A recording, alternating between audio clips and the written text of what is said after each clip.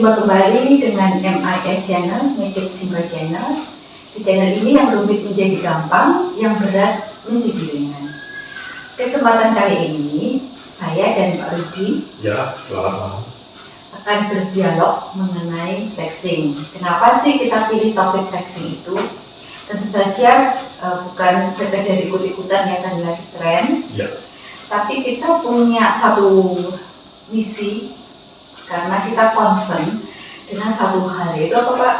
Ya, kita ingin memberikan pencerahan ya, mengedukasi dengan bahasa yang gampang dimengerti, mudah dimengerti oleh siapapun, orang awam pun bisa mengerti.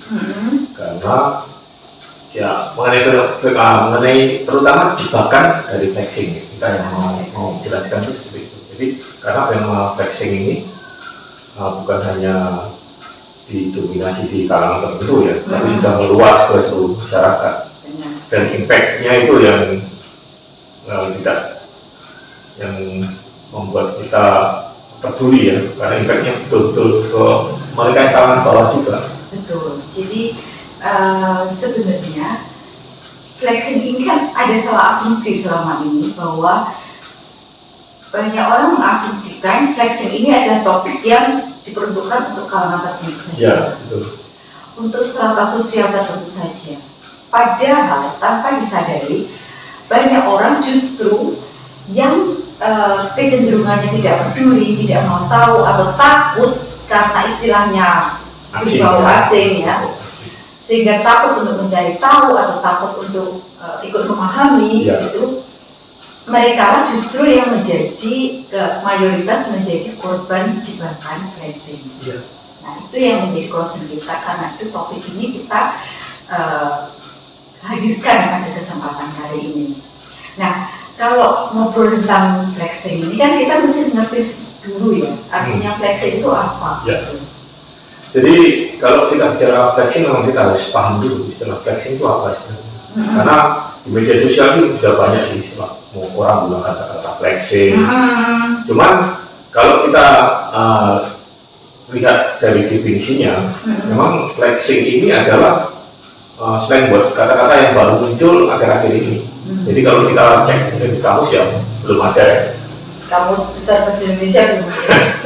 Kan ini di seperti kamus Oxford gitu. Oxford, Merriam-Webster belum ada. Mungkin sebentar lagi lah. Jadi flexing itu sendiri kalau diartikan adalah suatu kegiatan ya, untuk menunjukkan apa yang kita miliki pada orang lain. Istilahnya pamer ya. Pamer. Jadi bisa dengan kata sederhananya pamer lah flexing. Show off. Show off. Tapi kan kalau pamer itu kan udah wajar gitu loh Pak. Maksudnya itu kan apa ya? Itu tidak terjadi akhir-akhir ini gitu. Betul, kan? Jadi Ya, kan itu sifat dasar manusia, suka pamer itu ya. Wajar ya. Jadi di mana-mana. Tapi pamer kan tidak selalu dikonotasi negatif ya. Ya maksudnya, betul. Kita bisa pamer keahlian supaya kita juga di-hire oleh orang-orang yang membutuhkan keahlian kita, atau kita pamer apa ya, skill. Ya, gitu, itu pamer yang positif lah istilahnya. Gitu kan. Ya, sebenarnya pamer ini kan sudah ada dari dulu ya. Iya. Cuman dengan perkembangan teknologi digital, era sekarang ini era teknologi digital yang sudah begitu pesat. Jadi pamer semakin masif. Ya. Media pamer itu banyak sekarang di medsos ya. Mau Facebook, mau IG, apapun itu. Instagram. Ya, kalau kita lihat di kegiatan paling banyak kita lihat di Facebook. Ya mereka tamasya, mereka foto-foto, atau mereka punya mobil baru, mereka foto di samping mobilnya atau rumahnya. Ya. Tapi kalau real, tapi kan sekarang lagi yang terjadi sekarang, fenomena sekarang itu justru banyak yang nggak real gitu. Kita selfie di depan mobil yang dipakai atau di depan bisa jadi sekarang perkembangannya seperti itu, walaupun sebenarnya awalnya ya mereka hanya sekedar untuk diakui ya, hanya sekedar untuk dapatkan perhatian, pujian. Tapi ya dalam perkembangannya banyak orang yang ikut-ikutan. Ya dia tidak punya, tapi karena melihat temennya kok seperti itu ya. Tidak FOMO. ya kan, jadi dia tidak dibilang tertinggal atau keinginan untuk masuk dalam komunitas tertentu. Ya, untuk menaikkan status mereka. Bohong gitu ya, kebohongan. Jadi itu sudah mulai sedikit menyimpang ya, sedikit menyimpang. Jadi tapi nggak merugikan orang lain lah. Betul. Nah, ngomong-ngomong itu kan, berarti flexing itu sebenarnya fenomena flexing itu kan kalau sekarang kan ini yang lagi marah itu kayak Instagram, YouTuber, sultan-sultanan itu Pak. Iya, gitu kan, itu kan benar-benar yang orang menjadi tercengang gitu nih, bener loh ada orang kayak itu. Iya. Jadi sebesar itu. Sebenarnya kalau dibilang ya misalnya para presiden itu ya ada memang betul-betul mereka presiden ya, dan mereka motivasinya bukan untuk yang lain-lain ya, untuk sekedar pamer, menginspirasi mungkin ya untuk menginspirasi orang supaya sesukses mereka ya. Itu positifnya. Ya positifnya. Tapi anyway kalaupun mereka show off itu ya kita tidak bisa menjudge juga kalau itu jelek gitu karena kan itu kan their right. Kalau memang itu kenyataan ya oke, itu hanya mereka. Yang masalah memang fenomena itu yang bukan sultan tapi seperti sultan yang bukan crazy rich, hanya crazy tapi tidak rich. Ya mereka terbawa itu ya, jadi mereka ikut-ikutan ke sana. Benar sekali. Nah, jadi memang ada fenomena seperti itu.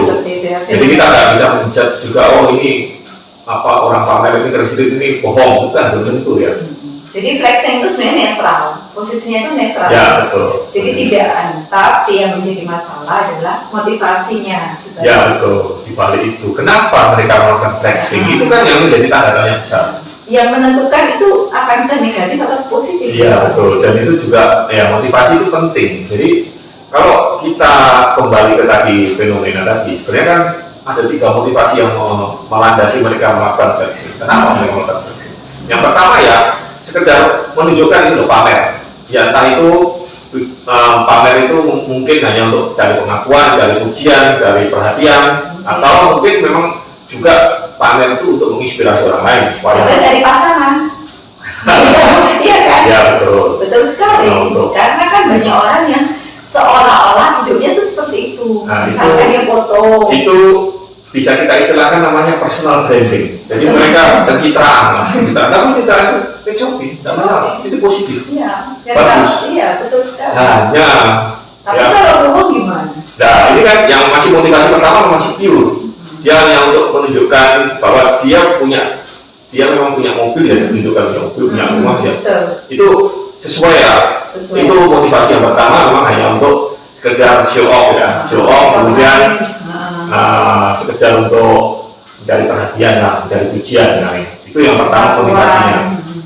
Itu bisa dibilang untuk pencitraan atau personal branding yang positif lah. Tapi motivasi yang kedua ini sudah ada apa ya? Terkontaminasi. Bukan juga, karena model yang kedua motivasi ekonomi sebenarnya. Mereka bisa saja mereka itu sebenarnya brand ambassador, atau mereka endorse produk tertentu. Jadi lebih ke marketing tool gitu ya. Iya, yang kedua motivasi mereka adalah motivasi ekonomi, dan flexing ini memang salah satu tools dari marketing, branding. Branding itu kan kalau kita branding itu perusahaan-perusahaan besar atau market terkenal itu pasti akan membangun branding yang bagus supaya mereka dikenal oleh masyarakat dan semua orang memakai produk itu. Jadi melalui influencer ya, itu motivasi yang kedua. Orang yang memang mempunyai apa ya, kans untuk diketahui banyak orang. Ya, dan itu kalau kita pahami ya sebenarnya industri periklanan itu nilainya paling besar yang perputaran uang di sana. Betul sekali. Jadi kalau ada orang di endorse itu ya wajar. Dan kita pengen di endorse juga wajar. Ya, kalau kita pengen di endorse orang ya itu wajar. Dan kalau endorse orang itu juga wajar. Memang karena itu kan marketing tool ya. Biaya marketing itu besar. Dan apalagi perputaran uang di periklanan yang sekarang ini kan periklanan ini sudah mau mengerucut ke online ya. Sudah ke digital. Ya, digital lah ya. Mereka sudah masuk ke digital. Jadi ya wajar. Itu motivasi yang kedua, motivasi ekonomi. Benar. Wajar. Nah, Yang masalah adalah kalau motivasi yang terakhir ini, yang ketiga ini. Ada motivasi lagi yang ketiga ini. Iya. Kalau mereka tujuannya bukan untuk show off, bukan untuk alasan ekonomi, tapi mereka untuk menjebak orang lain atau mengambil keuntungan pribadi dari fenomena 1-2 tadi. Jadi ini yang masuk dalam jebakan flexing. Ya, yang itu yang akan kita bahas lebih dalam lagi, karena inilah yang akan kita berikan kepada pemirsa sebagai pencerahan, sebagai edukasi. Ya, membuka pikiran. Ternyata seperti itu ya yang bahaya itu. Kita akan membahas lebih dalam. Jadi penasaran kan? Jadi sebenarnya tidak seperti yang kita pikirkan. Flexing itu bukan di awang-awang. Flexing itu yang terjadi di kehidupan kita sehari-hari, ya. Dan fenomenanya semakin meningkat, semakin marak itu karena semakin masif karena memang difasilitasi oleh media sosial. Ya, bukan difasilitasi, tapi memang ada fasilitasnya ada media gitu ya. Oh. Dengan cakupan yang lebih luas. Jadi sekarang bukan hanya tetangga kanan kiri, teman kerja yang tahu, tapi semua orang yang bahkan kita even tidak kenal. Iya, betul. Ya kan? Tadi kan kita sudah melihat ada 3 motivasi tadi ya. Ya, betul. Nah, motivasi yang ketiga itu kan yang bisa merugikan orang lain. Ya. Itu flexing seperti apa ya sebenarnya? Ya, motivasi ketiga itu kan penyalahgunaan flexing tadi. Yang 1-2 itu it's okay. Tapi yang ketiga ini kan dia berusaha mengambil keuntungan pribadi dari fenomena orang yang suka show off, orang yang ya suka pamer lah. Jadi kalau yang ketiga ini sebenarnya memang secara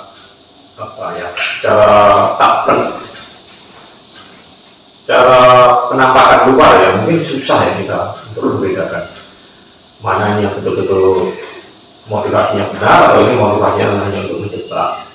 Jadi pada titik itulah kita harus aware, kita harus menggunakan akal sehat kita. Ya, artinya kalau sesuatu itu tampaknya terlalu indah, too good to be true, ya kita wajib untuk ya curiga ya, something behind mungkin. Something wrong behind. Ya, something wrong behind. Iya, jadi tapi sebenarnya kan dengan era digital ini banyak orang itu cenderungnya mindsetnya itu kan pengennya cepat, pengen gampang, tapi cepat dapat hasilnya. Betul. Itu memang adalah dampak dari era digital itu. Semuanya memang serba instan. Betul sekali. Dan jadi kita dimanfaatkan itu sama dengan bukan maksudnya dimanfaatkan oleh para flexing tadi ya. Ya, orang yang menyalahgunakan flexing tadi ya. Orang yang menggunakannya untuk menjebak orang lain. Jadi kalau kita amati sebenarnya di era digitalisasi sekarang ini memang semua dibuat lebih cepat, lebih mudah, karena itu memang ya tujuan dari digitalisasi seperti itu, efisiensi ya. Tapi itu kan membentuk suatu mental generasi sekarang ini, mental yang instan, semuanya maunya serba instan. Jadi kalau ada yang instan, kenapa kita harus nunggu gitu loh? Maksudnya kalau kita mau dapatkan hasil yang bagus, baik, besar dan cepat, mudah, kenapa kita harus susah-susah, harus nunggu lama? Dan itu tidak salah juga, betul. Memang juga tidak salah, karena memang di era digitalisasi ini semakin cepat semakin baik, semakin tidak rumit semakin baik, semakin gampang semakin baik, semakin cepat mendapatkan hasil semakin baik. Tetapi tentu saja itu mentality itu juga memiliki efek buruk. Karena tidak semuanya bisa seperti itu. Jadi akhirnya bisa dimanipulasi ya. Jadi kalau kita kembali ke kehidupan yang benar lah istilahnya, kehidupan yang benar itu ya tidak semua bisa instan seperti itu. Ada hal-hal yang memang harus kita betul-betul pikirkan dengan masa-masa, kita telaah, kita evaluasi, dan baru kita kemudian melakukan suatu keputusan. Jadi mungkin itu karena mindset pengen segera serba instan itu ya. Jadi itu yang dimanipulasi oleh para pelaku jebakan flexing tadi. Betul. Jadi mereka sebenarnya cerdas ya. Ya, mereka sangat cerdas dalam jadi mereka sudah mengerti psikologi calon korbannya gitu kan ya. Mereka sudah mempelajari ya psikologis orang yang suka show off itu dimanfaatkan. Kemudian juga mereka belajar bahwa beberapa orang memang menggunakan alasan sebagai alasan ekonomi ya, sebagai brand ambassador, sebagai ini affiliate. Nah, itu betul. Jadi kalau kita sebagai affiliate menawarkan produk ini dan produk ini di backup oleh perusahaan yang bonafit, betul. Jadi tapi ini dimanfaatkan oleh mereka psikologis orang tadi, kemudian fenomena atau mekanisme dari brand ambassador tadi, ya misalnya itu dimanfaatkan betul oleh mereka sehingga mereka bisa mengiming-imingi ya atau menjebak orang lain itu untuk masuk ke skenario mereka. Betul sekali. Dan itu yang sangat jahat sebenarnya. Ya, jadi itu sebenarnya ya. Karena ketika ternyata orang itu sudah menginvestkan uangnya, itu kan ketika terjadi loss itu mereka angkat tangan. Ya, mereka bahkan mungkin di awal tidak diceritakan tentang kemungkinan loss atau apa, mereka cuma ditawari iming-iming bahwa mereka akan sukses seperti role modelnya. Ya. Padahal belum tentu yang di role model juga sukses seperti yang mereka tunjukkan. Ya. Nah itu flexing berarti ya. Ya. Bahkan itu ya. Jadi kita bicara mengenai sisi negatif dari flexing atau jebakan flexing tadi. Ya, jadi pertama memang kita harus kita bentengi dengan akasiah tadi. Ya, tapi kan setiap orang kadang menggunakan akasiahnya kan berbeda-beda. Dan tergantung kondisi psikologis juga ya. Iya benar sekali. Dan musik sangat situasional. Ya sangat situasional. Jadi kalau memang kita lagi tenang mungkin ya kita pasti. Ya memang ada orang-orang tertentu yang memang jauh lebih bisa dipikir sendiri. Iya, memang temperamennya memang tenang, tidak gampang terpengaruh. Ya, pada situasi tertentu kan mungkin ada orang-orang memang mungkin tenang, tapi pada situasi tertentu misalnya contohnya pandemi ini kan banyak PHK. Iya, betul. Banyak orang kehilangan pekerjaan, mengalami pemutusan. Kemudian mereka mendapat uang pesangon, yang which is sebenarnya itu jelas weapon. Ya, jelas weapon. Dan ketika orang pada posisi buntu ya, ketika kehilangan pekerjaan mungkin usianya sudah cukup senior, sudah susah mendapatkan pekerjaan yang sama, padahal kebutuhan berjalannya sama. Ya. Dan itu kan akhirnya menjadi situasi yang sangat dimanfaatkan ya. Mereka karena sudah kepepet tadi ya, kepepet. Kalau mereka berpikir misalnya normal, kalau kita usaha sekarang ya di masa pandemi semua orang yang PHK juga sudah mulai usaha sendiri kan. Jadi persaingan betul-betul ketat. Kalau kita tahu ya semua orang misalnya terjun ke bisnis kuliner rumahan lah khususnya. Semua jadi penjual, nggak ada yang beli. Di rumah semua rumah sekarang menjadi produsen, menjadi penjual.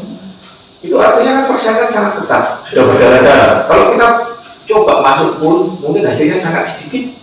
Terus kemudian ada kemungkinan rugi, ya, karena usaha yang offline, usaha real itu ya, sebenarnya ya dengan persaingan yang tinggi ya, potensi rugi itu sangat besar.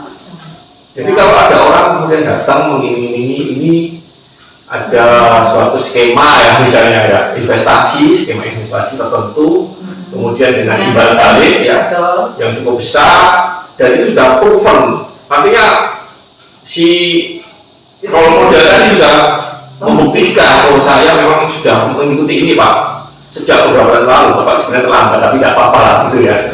Jadi manipulasi secara timing juga ya? Iya, timing, tapi ya itu timing belum ditekankan lagi. Kalau Bapak nanti ikut ya kalau terlambat lagi mungkin sudah tidak atau mungkin kalau ikut hari ini ada bonus-bonus tertentu. Atau mungkin kalau besok Bapak tunda besok atau beberapa hari lagi, mungkin sudah Bapak tidak mendapatkan hal yang sama dengan yang saat ini. Ya mungkin mereka orang-orang seperti ini juga sudah punya feeling, ini benar enggak sih? Tapi mereka berusaha meyakinkan tadi, memakai psikologis, flexing, memakai fenomena-fenomena bahwa ada loh orang yang endorse itu bisa jadi kaya atau invest bisa jadi kaya, ada memang, dan itu ada. Tapi ya kan ada orang yang bermain di atas penderitaan orang lain tadi. Ya ada orang yang memang motivasinya tidak benar tadi, yang memang memanipulasi, yang sebenarnya dia itu bisnisnya itu nggak jelas ya, tapi dia berusaha menawarkan investasi itu atau uangnya di trading kan. Yang ujung-ujungnya ya kita tahu lah jadi korban akhirnya mereka. Jadi apa yang ketika mereka mengharapkan return yang apa namanya hasil yang besar, ternyata malah kehilangan semuanya. Ya betul. Jadi itulah yang menjadi concern kita lah, yang menjadi kepedulian kita kali ini, supaya jangan ada lagi lah orang-orang yang menjadi korban oleh orang yang tidak mempunyai tanggung jawab. Hati nurani lah ya. Tidak bertanggung jawab dan tidak punya hati nurani menurut saya. Karena mereka sudah terakhir menjelas ribbon. Kalau mereka hilang, terus mau apa? Pekerjaan nggak ada, modal tinggal segitu sudah banyak. Mau bisnis lagi yang real nggak mungkin. Ya kasihan sekali. Betul sekali. Jadi itu terjadi bukan hanya di masyarakat menengah atau atas, tapi di bawah juga. Di bawah juga ada. Karena justru yang di bawah itu yang nggak mengerti istilah flexing tadi yang bahaya, atau tidak memahami fenomena ini. Iya, tidak gampang silau. Wah iya lo bener loh, orang itu pakai, maksudnya ketika orang ini itu mereka melihat appearance-nya, wages. Nah ini jahatnya adalah ketika itu di sosial media yang kita nggak bisa buktikan. Betul. Itu hanya gambar, itu hanya video. Kita tidak bisa seperti orang yang selfie di depan mobil orang lain misalkan, sama saja kita nggak bisa memverifikasi dengan mudah. Kita hanya melihat atau kita hanya terjebak di dalam apa yang kita lihat, fata morgana. Betul sekali. Nah berarti kan kalau misalnya nih kita sudah melihat ini ini tuku-tuku, tapi kan ada orang yang terdesak sekali nih Pak. Betul. Langkah apa lagi yang mungkin ada langkah lain yang bisa kita lakukan? Betul. Kita bisa mengetahui itu tuku-tuku itu apa bukan.